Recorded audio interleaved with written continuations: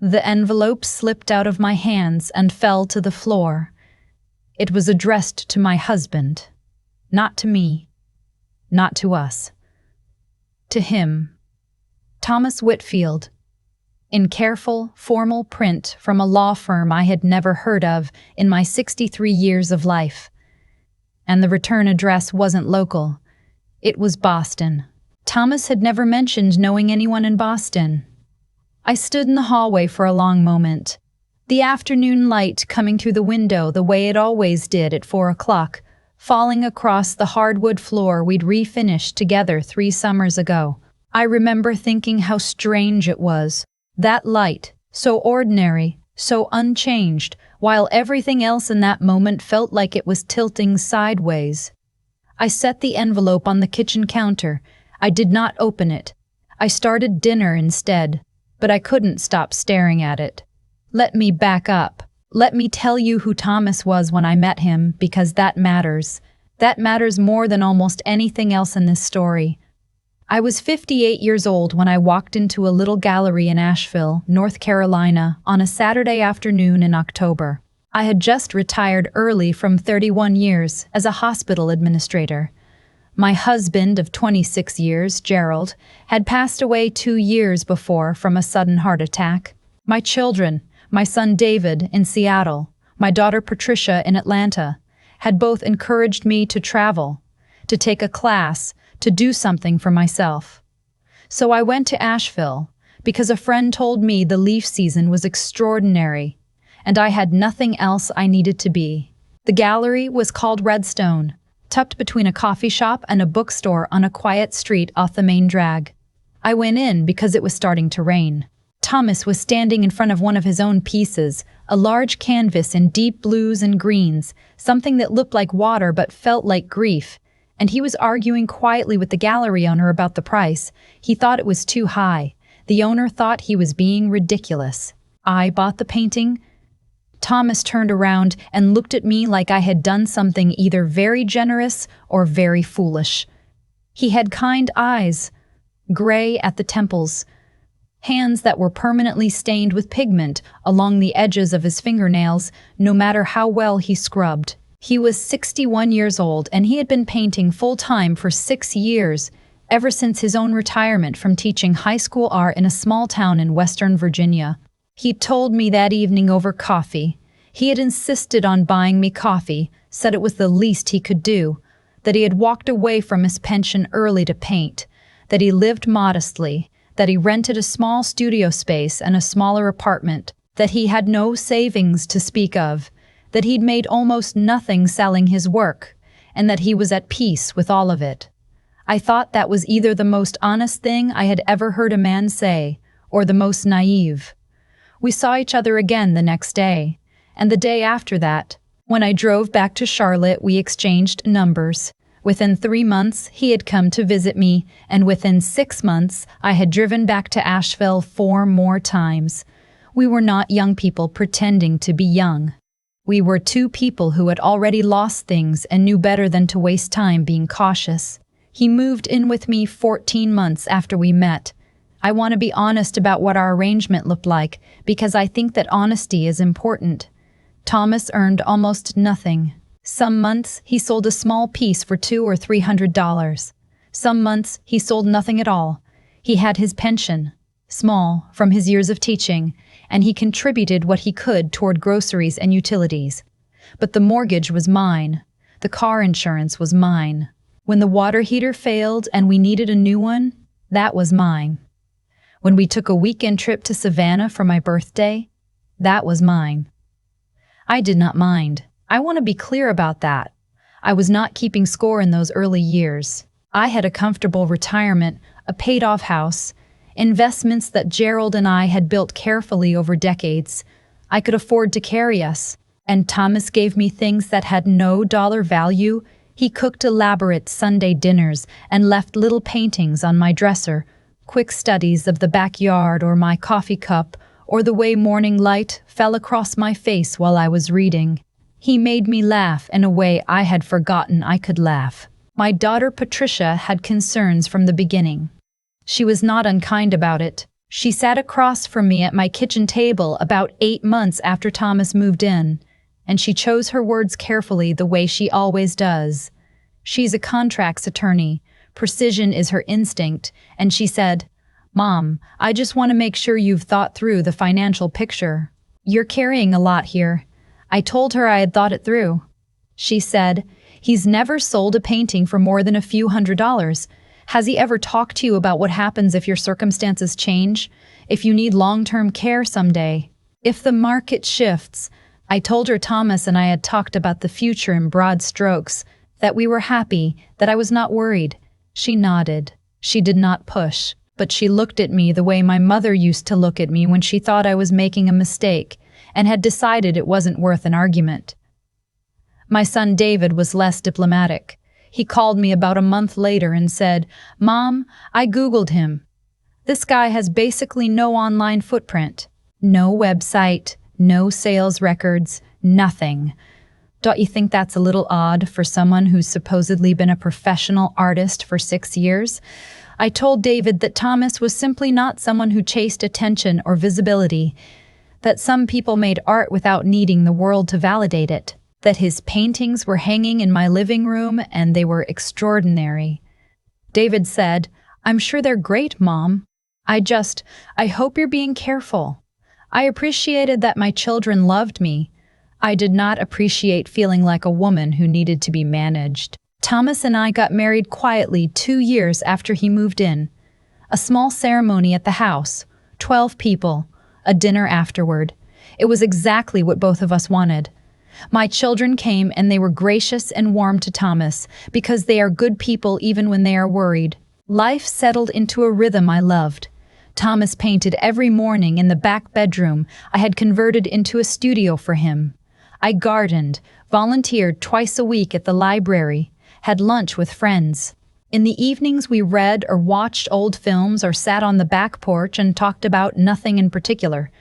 It was a quiet life, and I was deeply grateful for it. Another year passed, then another.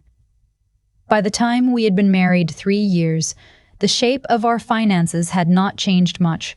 Thomas's painting sales remained modest. A piece here, a piece there, rarely more than a few $100s. I continued to pay for the life we shared, which I had long since stopped thinking of as a sacrifice. I thought I knew everything about the man I had married. I was wrong. It was a Tuesday. Thomas had driven up to Asheville to visit his old studio space. He still kept in touch with the gallery owner there, and I was home alone for the afternoon. The mail came at its usual time.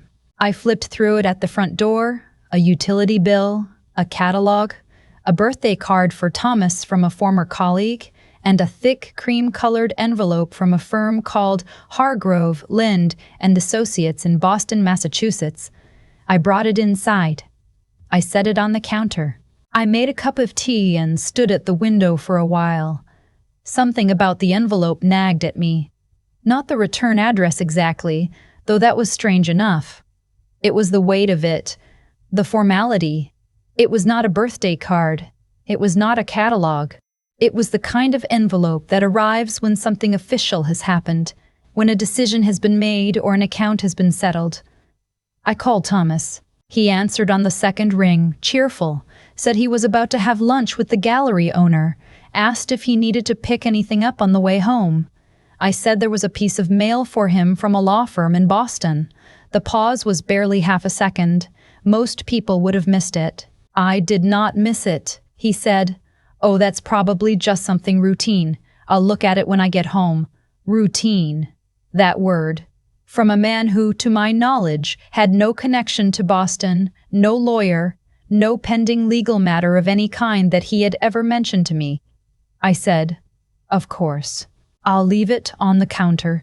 I did not leave it on the counter. I held it in my hands for a very long time. I thought about the 26 years I had been married to Gerald and how I had known his finances the way I knew my own, every account, every policy, every obligation.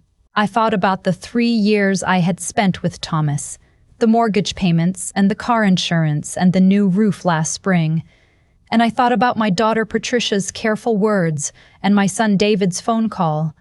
And I thought about the look on Thomas's face, the very first day I met him, standing in front of that painting, insisting to the gallery owner that the price was too high. I opened the envelope.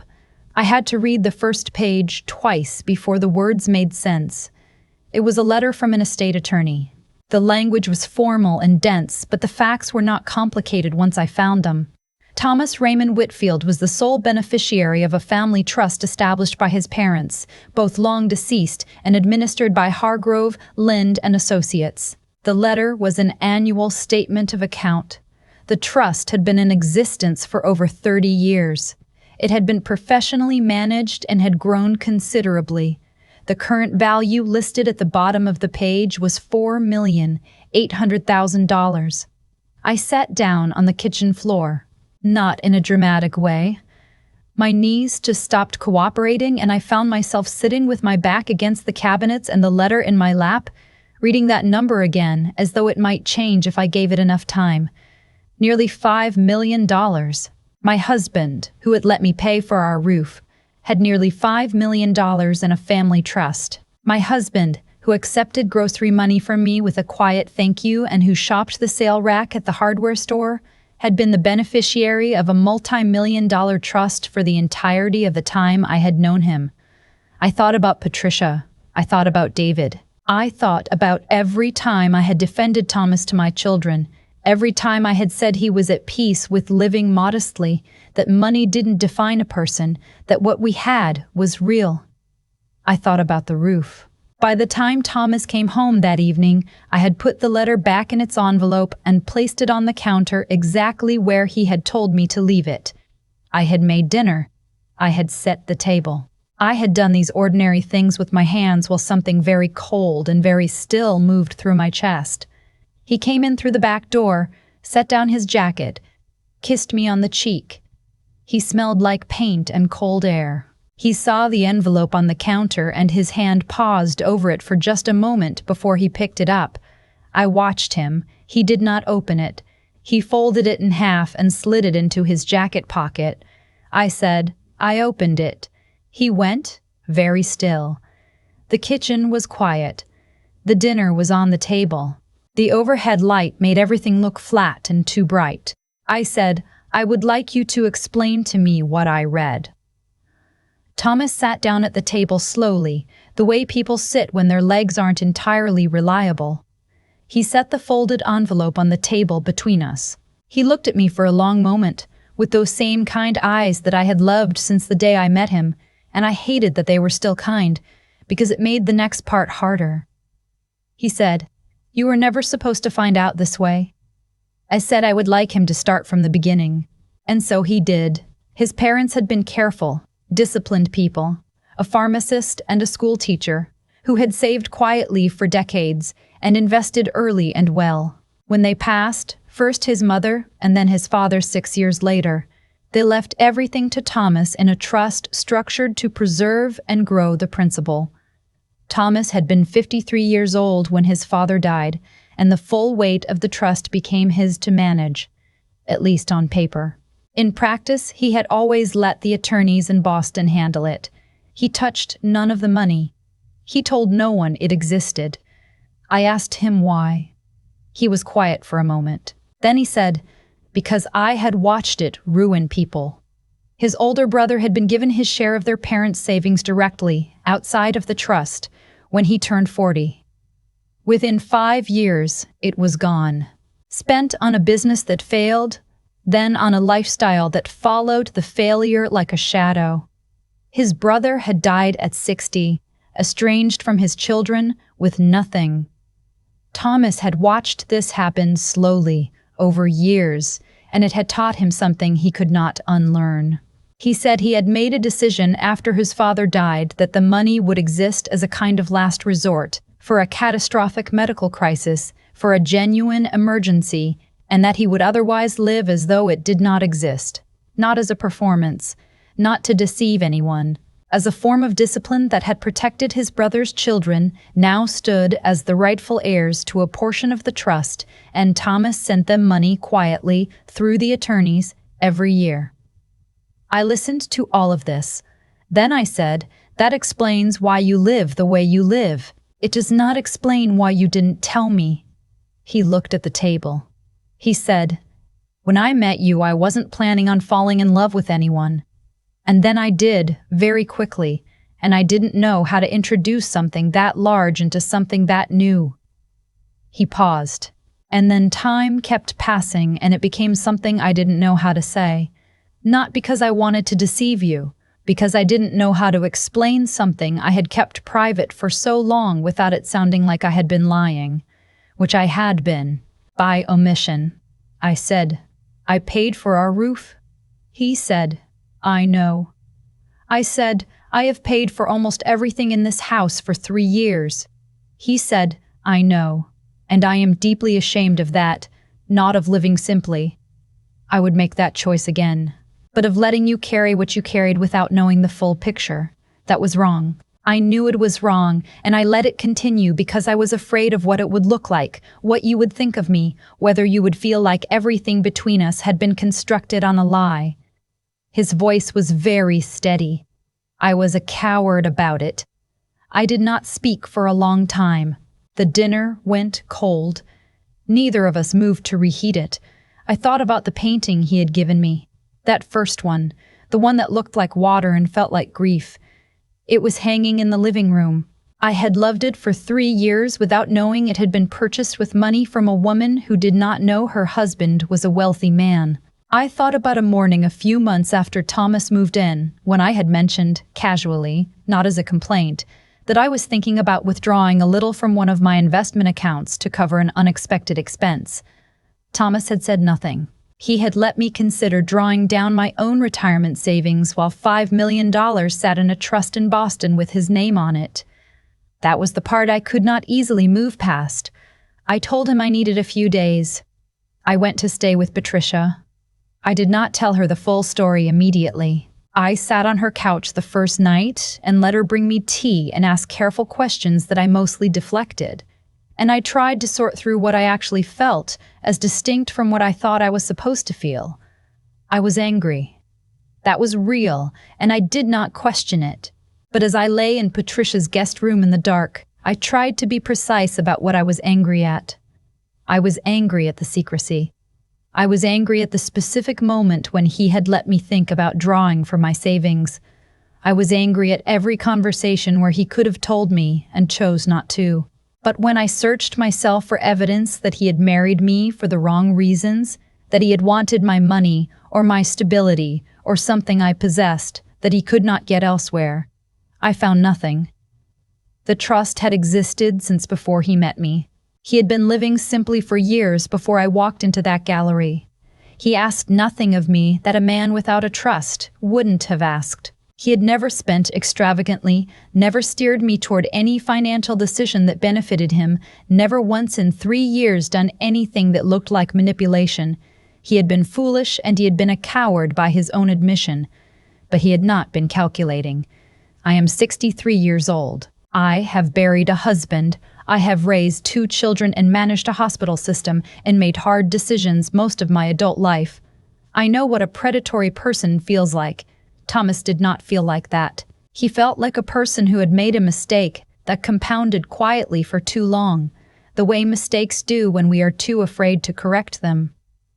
I called him on the 3rd day. I told him I had some conditions. Full transparency going forward. Every account, every annual statement, every trust communication. Not because I wanted to control his finances, but because I was his wife, and a marriage without financial honesty was not a marriage I was willing to be in. And I told him that the roof money was coming out of the trust. I didn't care if he disagreed. That was not negotiable. He said yes to both, without hesitation.